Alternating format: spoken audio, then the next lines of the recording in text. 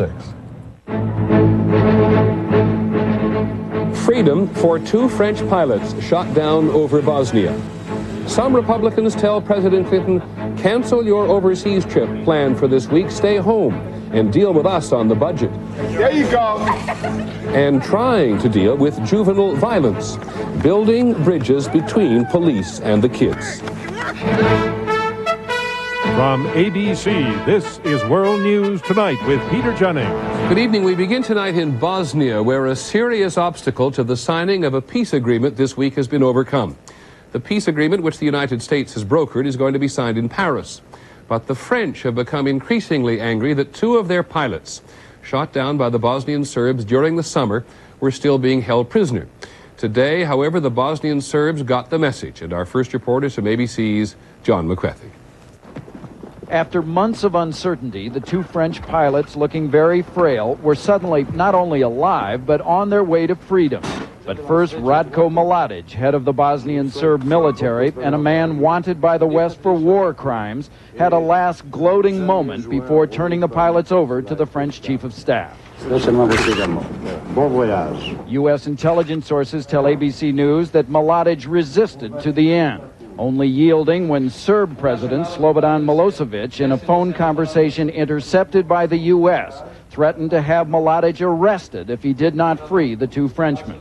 Today, the pilot said they were treated well within limits. It was not always easy, but that's life.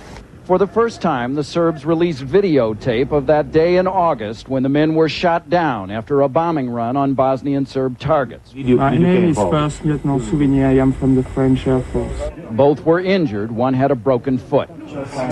Tonight, their ordeal in Bosnia finally ended. But for American troops, the Bosnian experience is only beginning.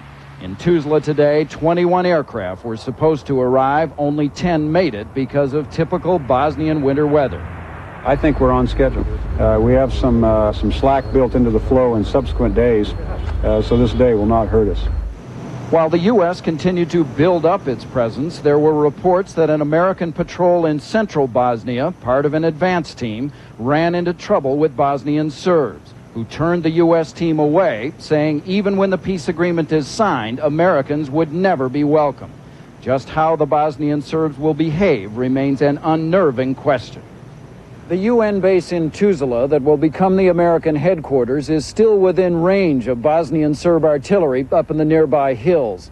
Though the big guns have been silent for months, they are still there, according to U.S. intelligence sources, and it's unclear how much control any government has over the soldiers who man those guns. Some UN peacekeepers and humanitarian workers who have had to cope with war here think the Americans are overreacting to threats they will face in a Bosnia-style peace.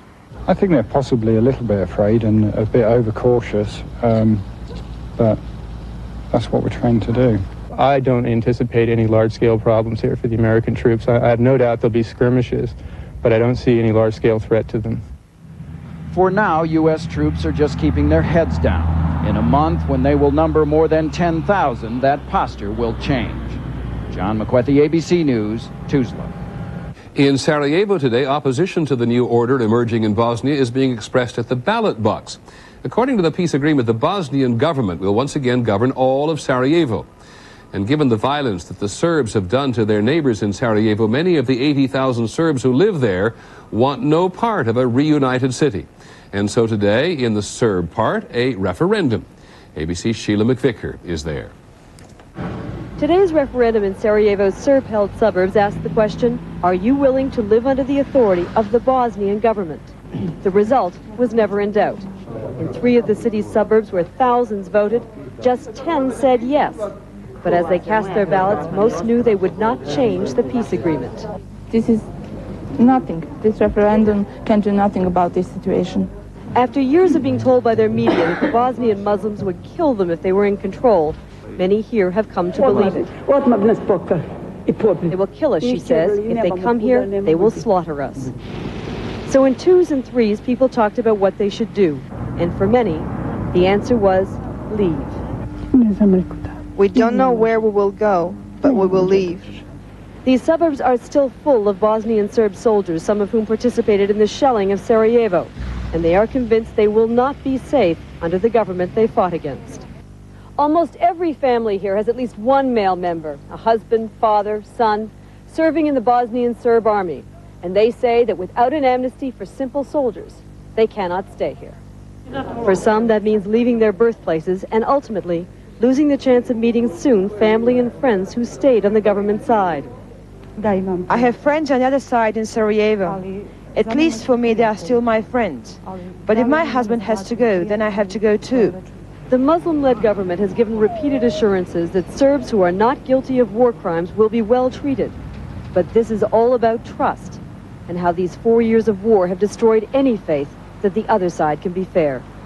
Sheila McVicker, ABC News, in the Serb-held suburbs. There was an historic moment in Germany today of some relevance to Bosnia. During the Cold War, when Europe was divided right down the middle through Germany, the border between East and West was heavily seeded with landmines. Today, 5 years after Germany was reunited, the Germans say they are mine-free and they only had to remove thousands. In Bosnia, there may be 2 to 3 million mines left to clear.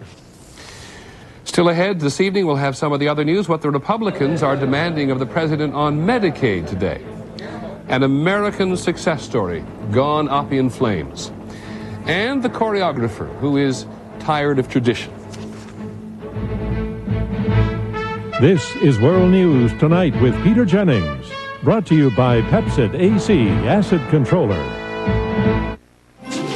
Are you planning on serving heartburn for the holiday? But, Dad, you love peppers. I love sausage too, but my stomach. Ah, wait till you see the appetizer. Pepsid AC Acid Controller? Take one little Pepsid AC before dinner, and you can stop heartburn before it even starts. Stop heartburn before it starts? You see, Dad, Pepsid AC controls acid for 9 hours through the night, so you can sleep. Oh. Say, you think we have enough peppers? For the holidays, you can be heartburn-free with Pepsid AC. Presenting a cat box filler that controls odors all hours of the day and night. Tidy Cat. Its patented continuous action formula gives you round-the-clock odor protection. Make it Tidy Cat or Tidy Scoop, and make it tidy all the time. Oh, well, I'm the kind of light for your holiday list. I'll help you in so many ways. I'd make the perfect gift, 'cause I'm the snake light from Black & Decker. I get around, I'm the snake light. In Washington today, another effort to ban any physical desecration of the American flag has failed. Republican leaders had proposed a constitutional amendment that would have given Congress the power to prohibit the flag's physical desecration. Today, in the Senate, the amendment fell short by 3 votes. It is tough to amend the Constitution. More than 10,000 amendments have been proposed through the years, and only 27 have ever been ratified. In the budget battle today, there was further agitation. If there is no agreement to ballot the budget in 7 years by Friday midnight, thousands of government workers could be sent home again. Some Republicans today were saying that President Clinton should be dealing with that emergency instead of going to Paris for the Bosnian peace agreement ceremonies. In Washington tonight, ABC's John Cochran. Republican governors told congressional leaders they want to appeal directly to the president to break the budget deadlock by turning over Medicaid and welfare programs to the states. We are willing to take less money. We simply need the flexibility to get the job done. But Democrats will not budge, saying the government cannot just turn over money to the states without requiring them to provide some guarantees of help for the poor. This may be the issue upon which this budget issue will be adjoined, and may well be the reason why we will not have a budget agreement. With time running out, President Clinton called Republican leaders today asking for cooperation on both Bosnia and the budget. And as I said to the president, if we're serious about getting an agreement, we ought to be able to get the outlines of one by a week from Friday. If we're not serious about it, if we can't agree, we ought to decide we can't agree. But President Clinton leaves for Paris tomorrow for the signing of the Bosnian agreement meant to end 4 years of war. And he is getting criticized for that.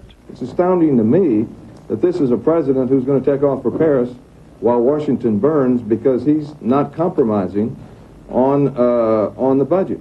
House Majority Leader Dick Armey also said the president must show some initiative to prevent another partial shutdown of the government. Sometimes I think it's necessary for a president to get beyond his advisors and get to the table himself. Maybe this is a time he ought to be doing that rather than traveling abroad.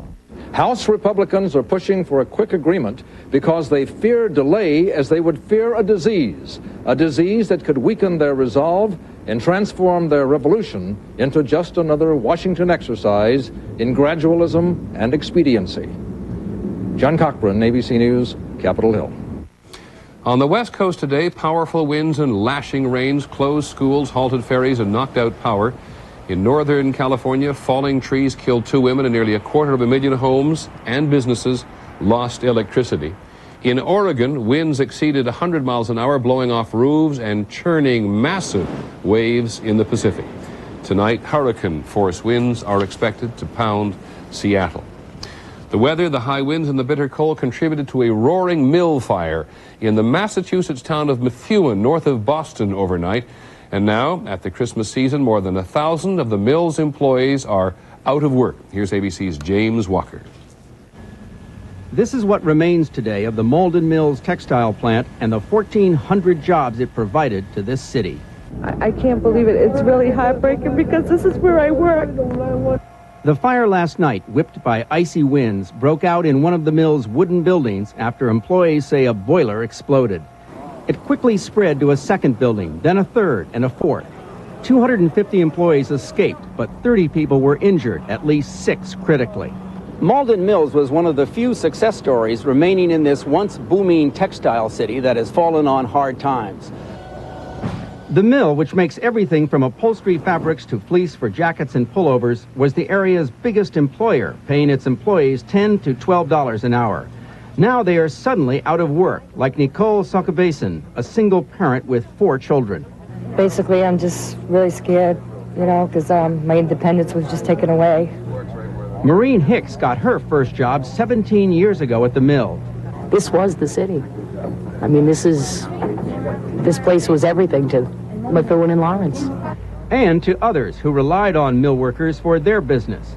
3 months ago, Rafaela Montos opened this gift shop a block from the mill. What will she do now? Probably have to close down. I have to because I rent this place. If no people comes, I can make no money and I cannot pay my rent, my bills. The owner of the mill says he will try to reopen, but the loss of jobs, even for a short time, is an additional burden for this already depressed area. James Walker, ABC News, Methuen, Massachusetts. Part of the dream gone. We'll be back in just a moment.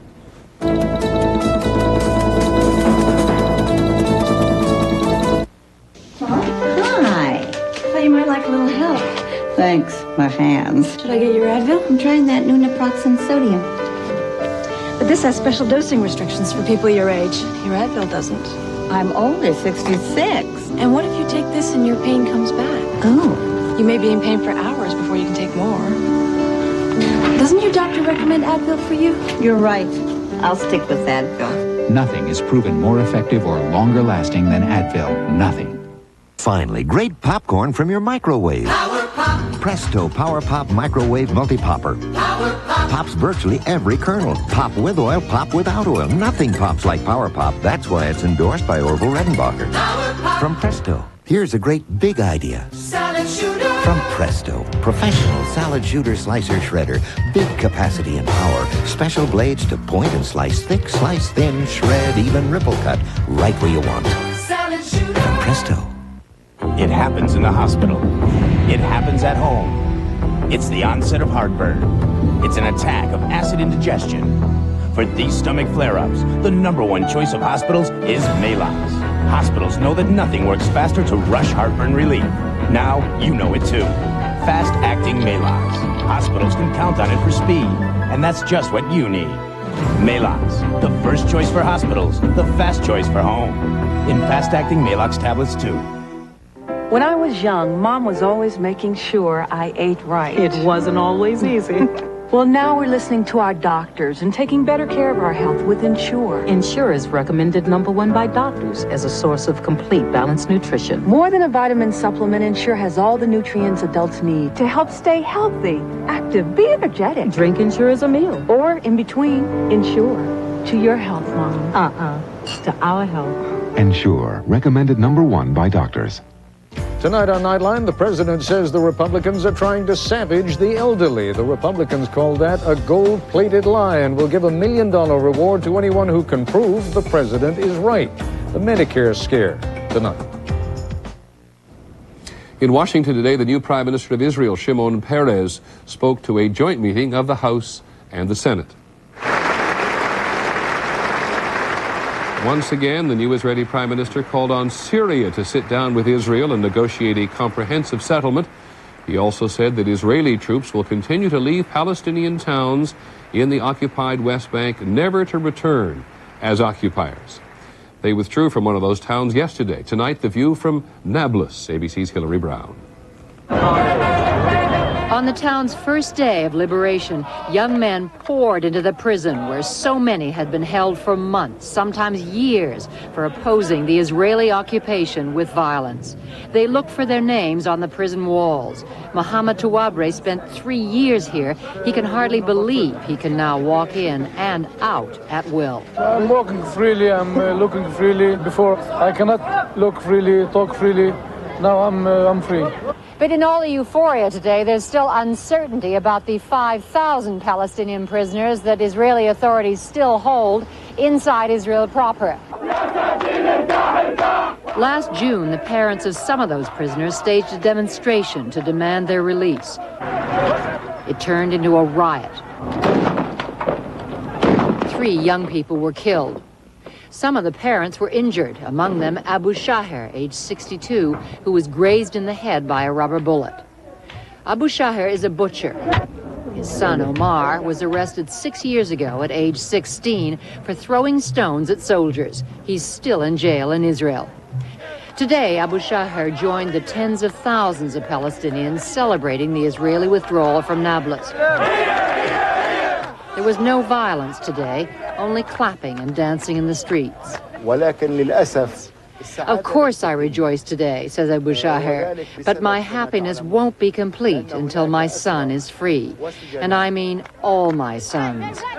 Because I think of all those young people still in prison as my own.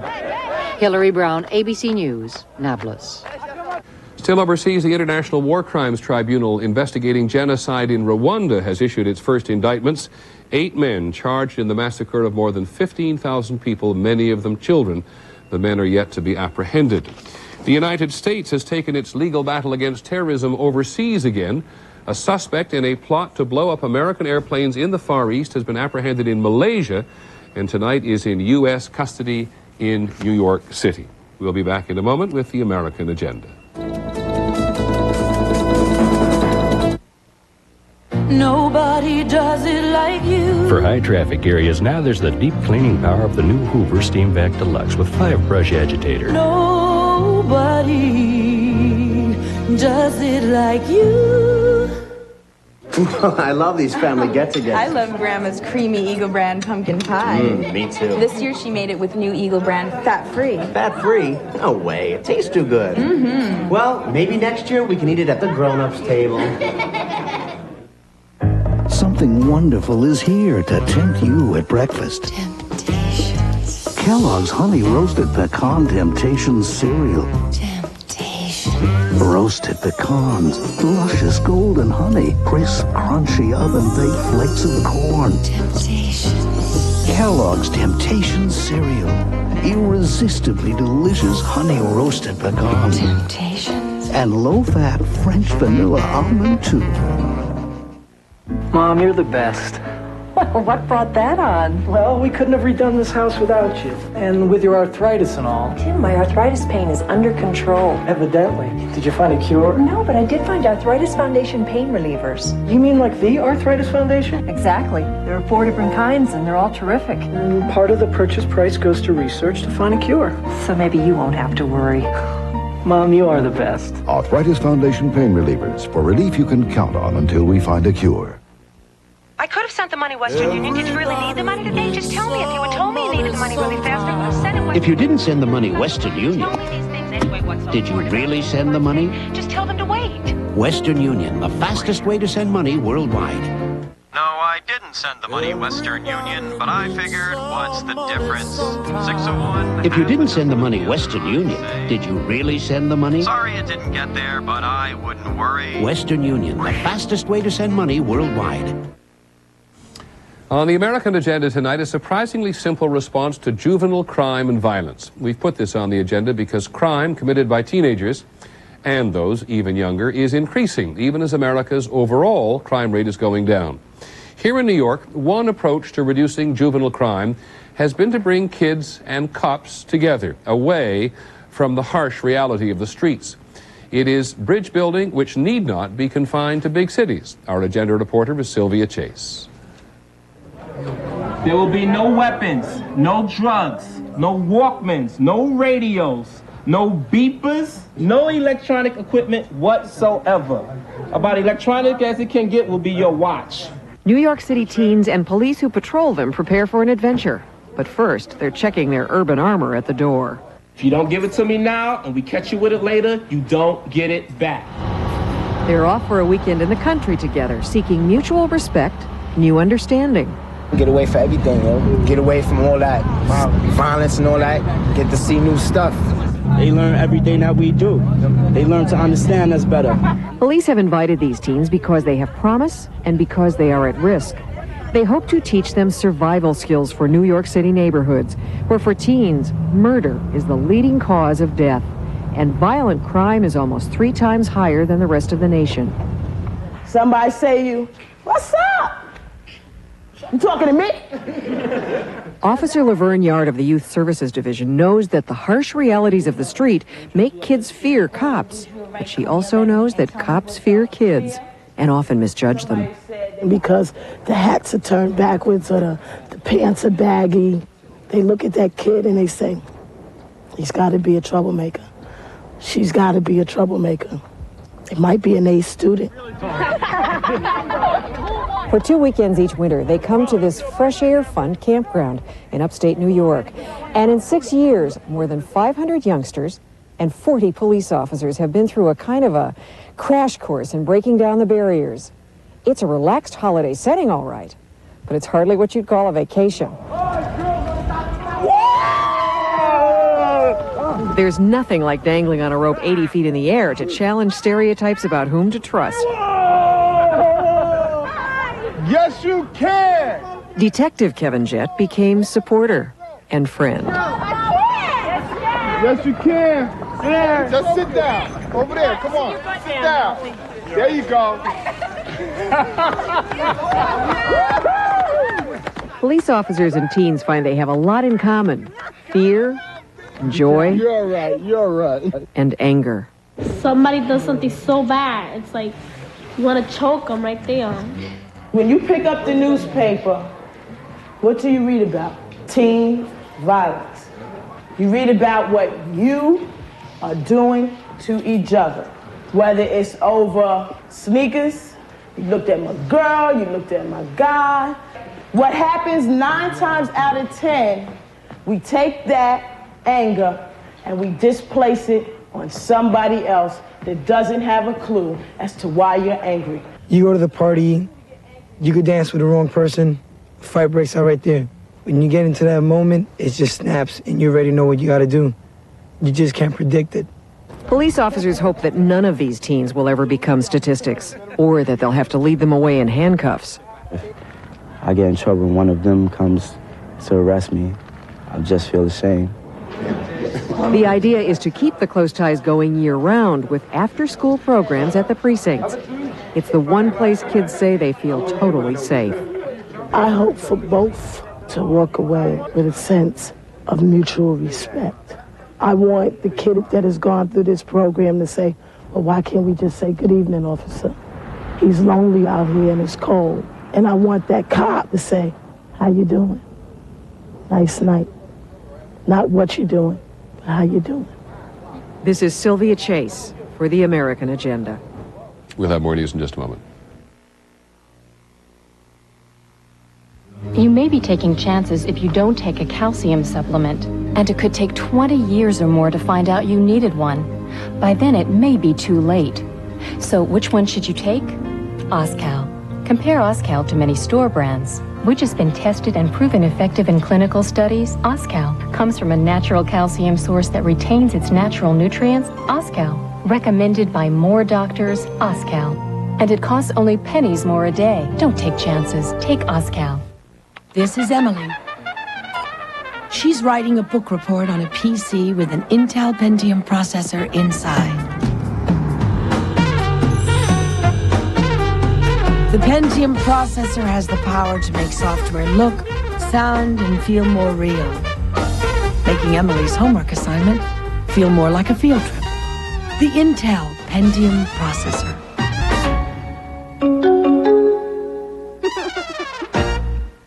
Introducing the only denture cleanser with Listerine ingredients, New Epident Plus to fight denture odor. It kills 99.9% of the germs that cause denture odor, so you can get this close.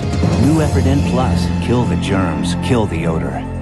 I bought this sweater and it's faded. Yeah. How'd you wash it? Gentle cycle with my usual detergent. Right cycle, wrong detergent. Try Ivory Snow Powder. It helps prevent fuzz or fading on cottons better than leading regular detergents. It's safe care for the things you wear.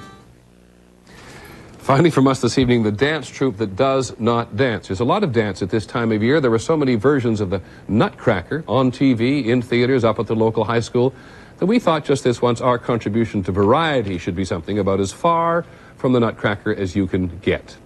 Here's ABC's Beth Nissen. Onto a pool blue pad, they start to dive. Twists, flips, belly flops. Complete revolutions of movement. I started to call what we do action, or even pop action. It's populist and it's also extremely comprehensible to anyone who's ever gotten up on 2 feet and moved. Elizabeth Streb leads a small New York-based company of human action figures. They call themselves Streb Ringside, and their performances do have a circus spirit. High-wire thrills, acrobatics, clowning. It is Streb's struggle against the confines of traditional dance. For 10 years, she has worked to find new ways to move in new spaces. She hates cliches, like landing on the floor. It is more original to land on the wall. Every action is precisely choreographed, but never to music. Music, says Streb, is bossy, tells dancers when to move and how quickly. Streb performances are accompanied by strains of a different kind.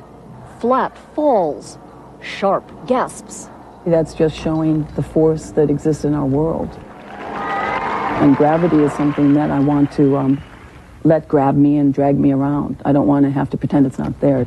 In Streb works, there are no sugar plum fairies or dying swans, no stories. It's essentially about action. To me, it's the most potent transmitter of messages. New steps in new directions. It won't bring on tears like the Nutcracker or Sleeping Beauty, but no one can say it isn't moving. Beth Nissen, ABC News, New York. That's our report on World News Tonight. I'm Peter Jennings. Have a good evening. Good night. Tuesday, will Tim be stuck with Al on Christmas Eve? It's your father. He's stranded in the middle of nowhere. He may not make it back tonight. All right, cool. An all-new Home Improvement. Then what episode could be so outrageous? I was wondering if they were going to do it, and they're doing it. That it had to have its own special time. No, I really am a woman. A new Roseanne at a later time, Tuesday after Home Improvement. An Army National Guard unit is called to duty. On News 2's Marianne Bird with a live report from Smyrna. 248 soldiers are remembered today, 10 years after the tragedy in Gander. And requirement number 1 is met to bring the Oilers to Nashville. I'm Ann Holt. I'm John Sigenthaler. News 2 at 6 is right now. This is News 2 at 6.